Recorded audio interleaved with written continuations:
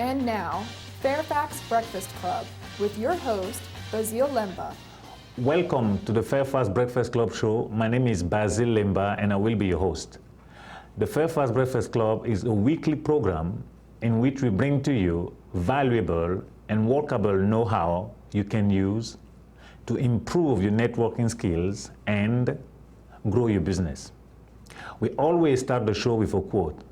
Today's quote is, "Our nation must provide sufficient access to healthcare, adequate benefits, and the supplemental resources our veterans were promised and so dearly need. We owe our heroes no less." From Dan Lipinski. With us today in the studio, we have a very special guest, a veteran who has started his own business to create jobs for our veterans in the IT arena. His name is John Wilson. Hello, John. Hello, how are you today? Good, how about you? Fantastic, it's good to see you again. Okay, I'm glad to have you over here. Well, thank you for the opportunity. Okay, great. So why don't you tell our audience over here your full name and the name of your company and also what you guys do. John Wilson, VetCom IT, actually is Veterans Communications Operations Management, short is VetCom IT. Gotcha. We do information technology, anything from cybersecurity, program and project management, operations management, and continual improvement of your companies. Okay, very good. Is your company, am I correct? It is my company. It's a veteran-owned company. It's, I've been in business since last year.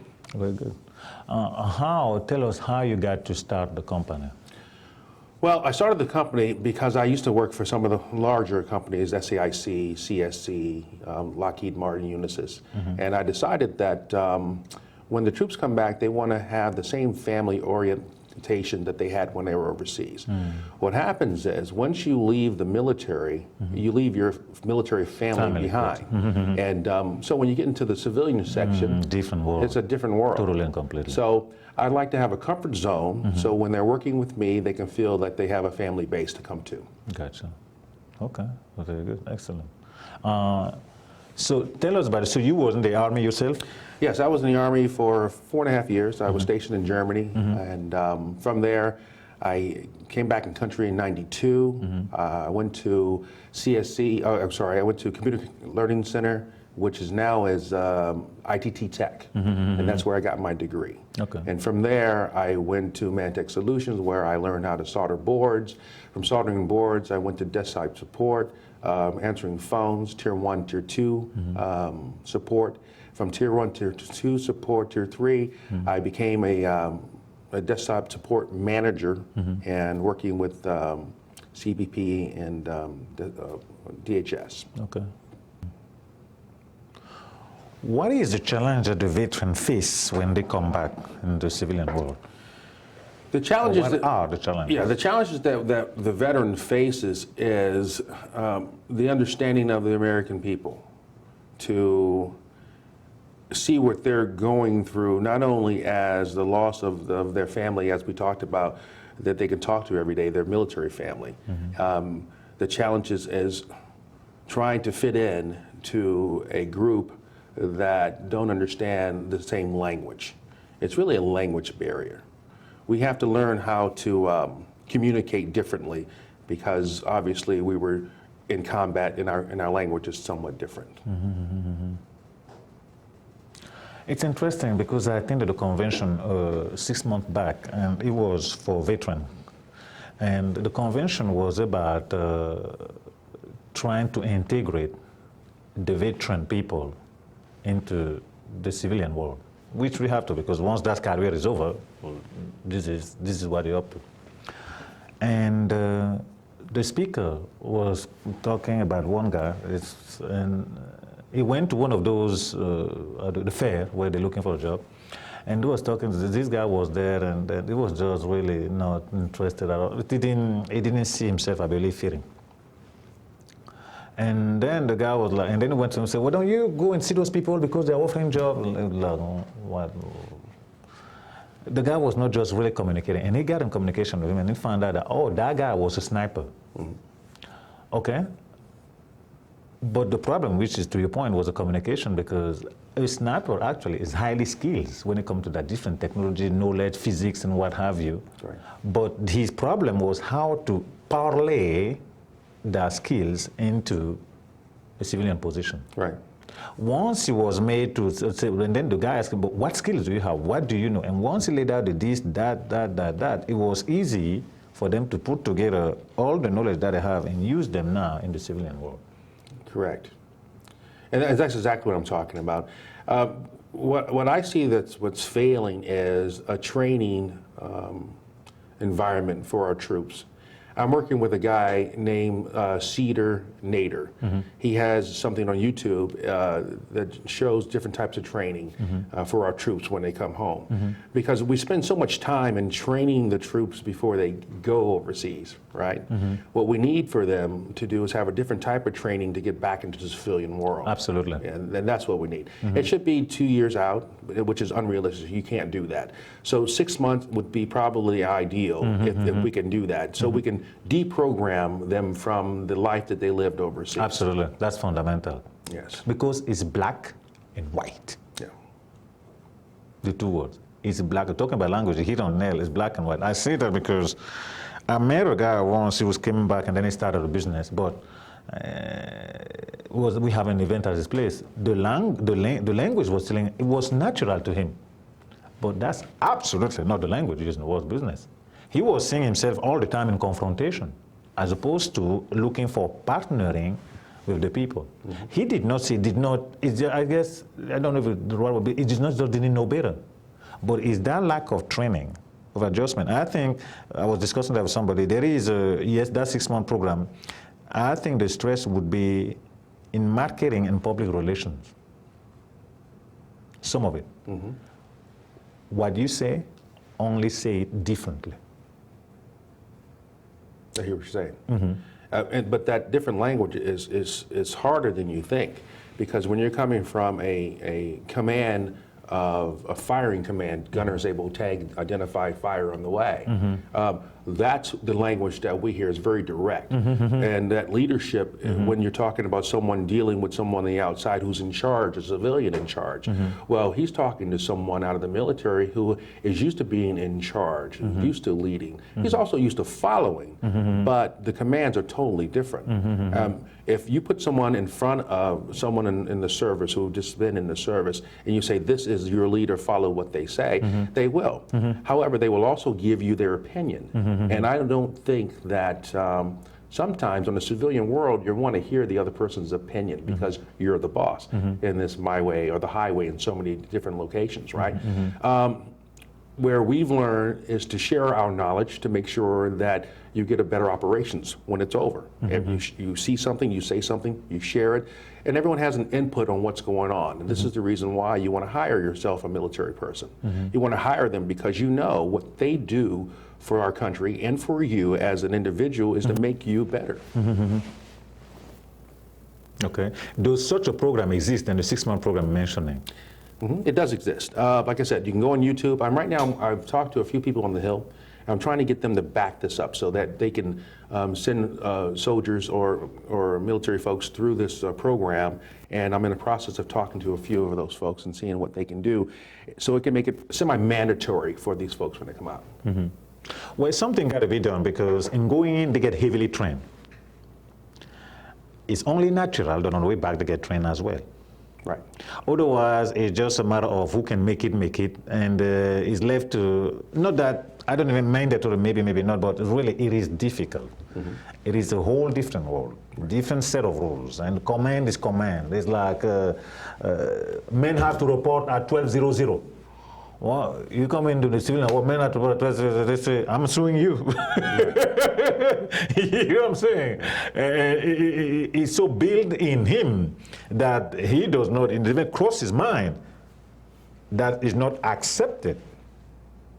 He say, everybody's report tomorrow here at 12:00. They say, nobody tell me what to do. Well, it's kind of like they need to be broken in, if I may put it that way, into the civilian world. Right.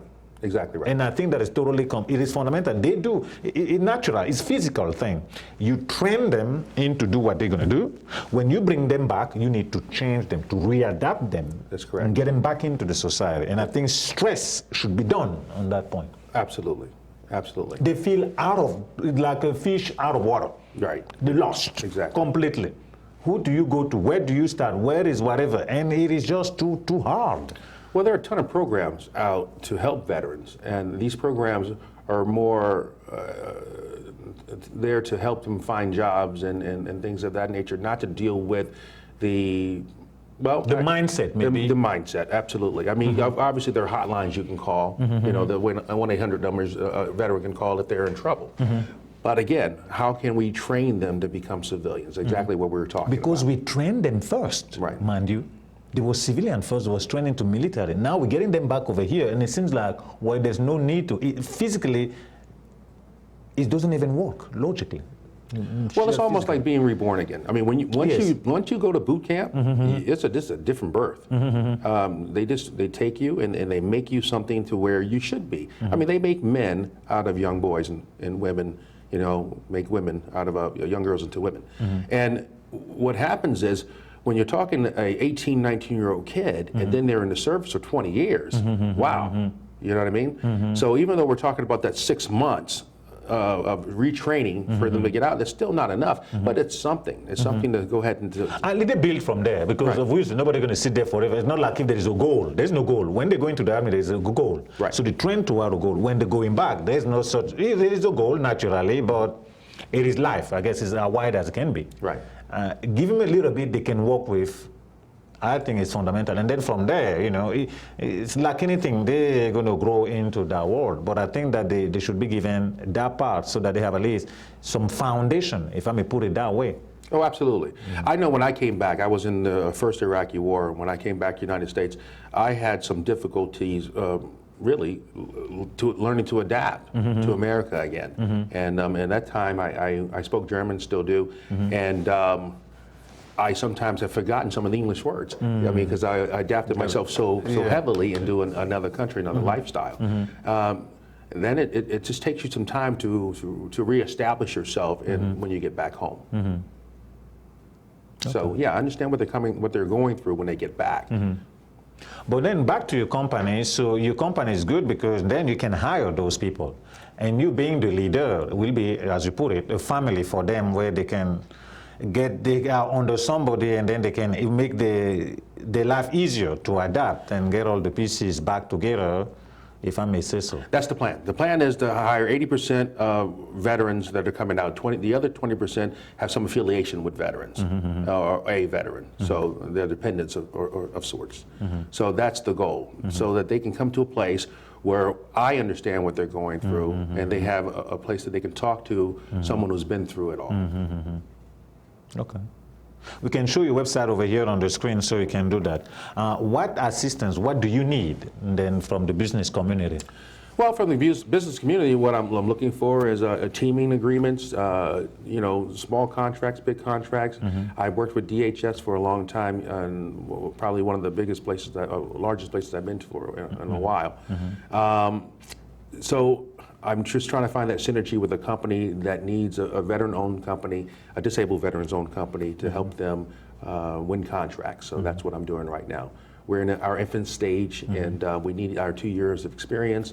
I do have an 8A company who will back me. If you want my company to work for you, but you need an 8A vehicle, I have someone that will do that for me. So you can hire us right away. Okay. Very good. And what are the future plan for your VetCom IT? Well, the future plan is to hire as many vets as I can. Once we get those contracts rolling, I want to make sure that I get the competent people that know the job because they've been there. They know cybersecurity, and they know networking. You know, they know operations management. These are the people you want because these are the people that have been there on the ground doing it in a huge manner, right? So when it comes down to a company, you can see that they will definitely put all their dedication to what the company's looking for. Okay, very good. Now, John, I have a question for you. What do you consider your biggest challenge in life? Well, my biggest challenge in life was starting this. when you look at starting a business in the beginning, some people think it's really hard. And not that it wasn't hard for me, but I've completed all my certifications within 6 months. It's practically unheard of. But I worked with some industries or some big groups that programs that helped me out. The Business Development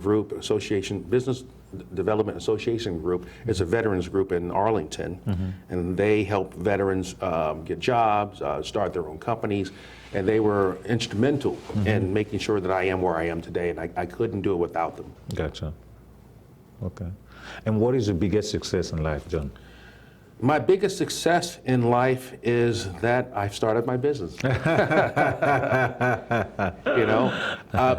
Again, I've always wanted to be my own boss, but it's not really necessarily being my own boss or anyone else. The fact is, everyone is their own CEO.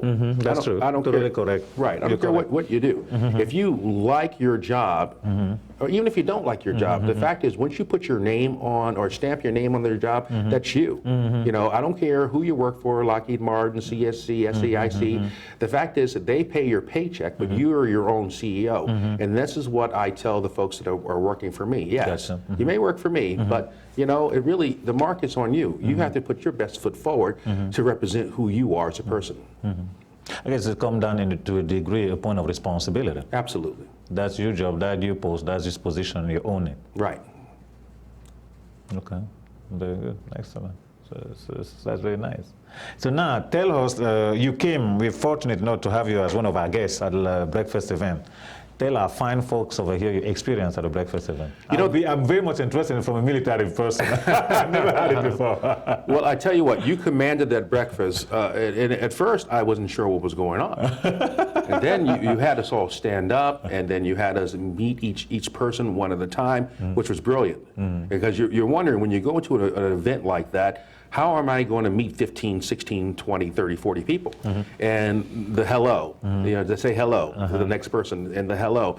So at first you didn't get it. The first couple you're thinking, what is he? Has he lost his rockers? No, I didn't.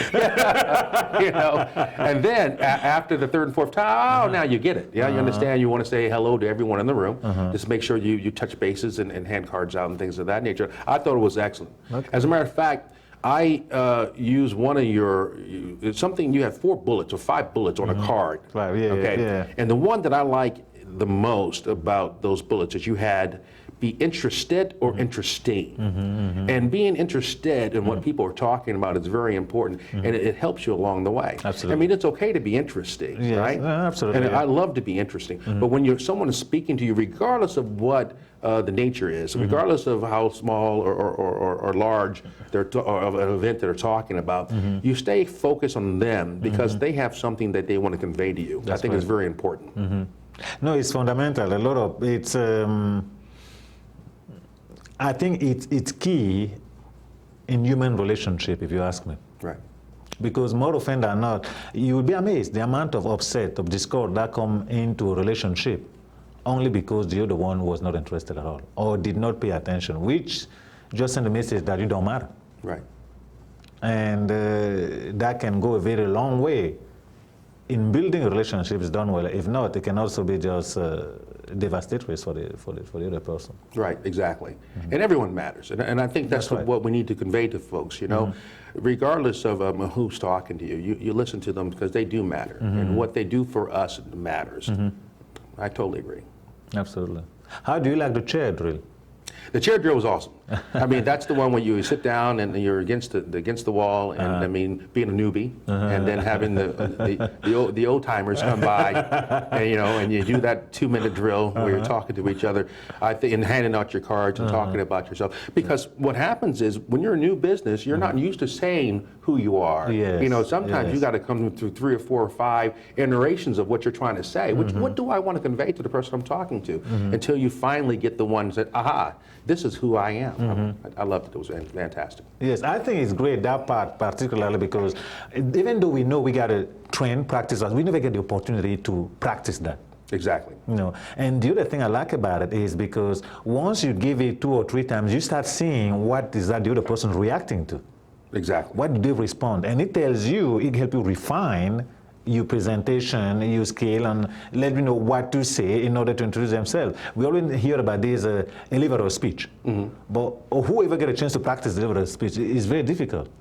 And there you got the opportunity to do that at the end. You hone in your presentation to introduce yourself. Exactly, and that's, I mean, you can look in the mirror all day long, but until you're sitting in front of someone trying to explain who you are, I mean, I know I've said it 5 different ways, maybe even 10. There was a whole bunch of people there, so until I found a way that I felt comfortable with making sure people know who I am and what I do and what my company can do for them. I thought it was awesome.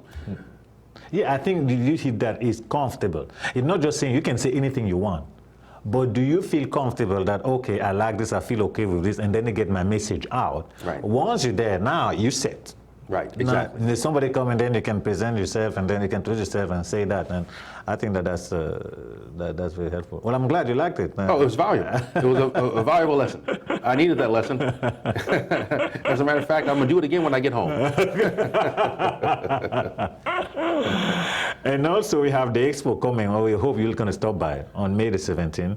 I'll do my best. Yes, come on by. It will be the opportunity to meet other people, and definitely the name of the game is branching out there and getting yourself known, mainly when you're starting a business. Right. We think that's very fundamental, and also we'll have different seminars, which will bring pretty much all top speakers. One of them was here a minute ago talking about LinkedIn and what have you, which are very valuable information in growing your business. Fantastic. Yes, stop by. I would love to have you there. Now we're closing in at the end over here. What message would you like to leave with our audience? The message I like to leave is, hire a veteran. I mean, they're dedicated to making sure that the job is done right the first time, and they're continuing to learn. I mean, each one teach one. This is what we do as a service member.